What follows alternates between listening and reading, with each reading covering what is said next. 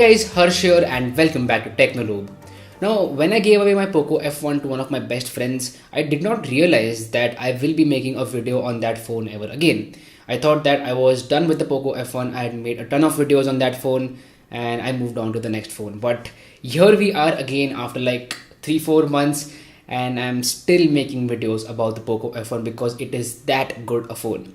Now recently Xiaomi launched a couple of new phones, the Redmi K20 and K20 Pro, and you guys might know that there have been some debate about the pricing of the Redmi K20. The K20 Pro is still okay in terms of the pricing, but the Redmi K20 is actually a little overpriced. I think 20k would be a perfect price for the Redmi K20 and even for the 664 variant. Like they could just launch a new 664 variant at 20k and call it a day and that would still be okay.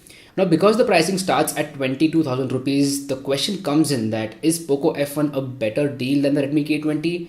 And I think it is 100% a better deal because of Snapdragon 845. So the Redmi K20 comes with a Snapdragon 730, which is supposed to be the third fastest processor by Qualcomm. So there's 855, 845 and then 730. That is according to Qualcomm. So the Poco F1 comes with Snapdragon 845, which is the second fastest processor by Qualcomm, and it is actually way better than the Redmi K20. The Poco F1 is a very well balanced phone when it comes to performance. It does not drop a sweat and it will give you some really good performance and the experience is next level. Like I used that phone for around 7 to 8 months and my friend is still using it. So my friend who used to use an iPhone 7 has stopped using the iPhone 7 and is using the Poco F1 as his daily driver, which says a lot about that phone.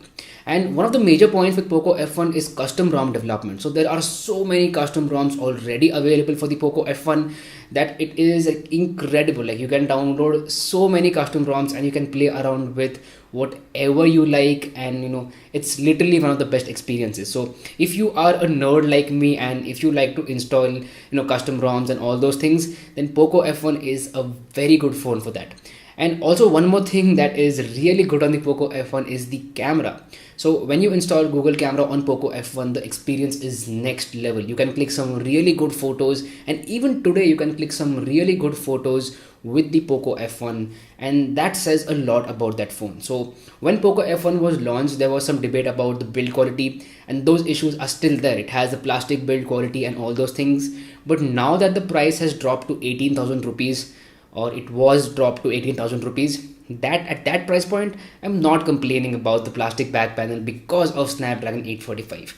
So Snapdragon 845 plus that camera, those are the two strong points of Poco F1. And to top it all off, the battery life is excellent. Like you will get some really good battery life because it does not have an AMOLED display. It does not have a high resolution display. So it is not pushing as many pixels and all those things. So you get really good battery life as well.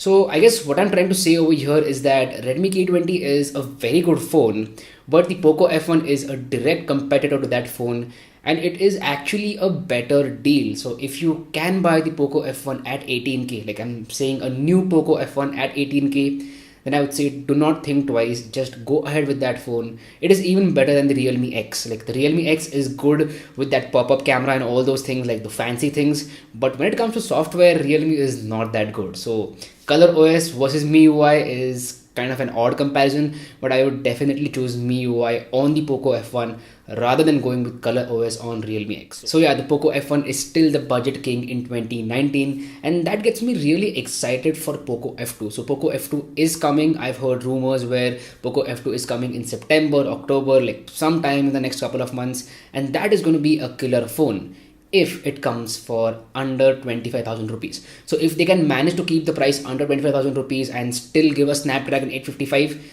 then that would be a steal deal and I would definitely buy that phone and use it as my daily driver. Now currently I'm using the Redmi K20 Pro as my daily driver and the full review is in the works. So if you haven't subscribed yet, then you should probably hit the subscribe button and the bell icon because that video is coming really soon. Now to sum it all up, I would say that if you want to buy the Poco F1, just go ahead and buy it. The link will be available in the description box below. So anyway, that's been it. Thank you so much for watching this video and I hope that it helped you out in some way or the other. And if it did, then please let me know about that in the comment section down below. Also, if you haven't yet, please subscribe below because it would mean the world to me. My name is Harsh Punjabi. I'll see you guys in the next one.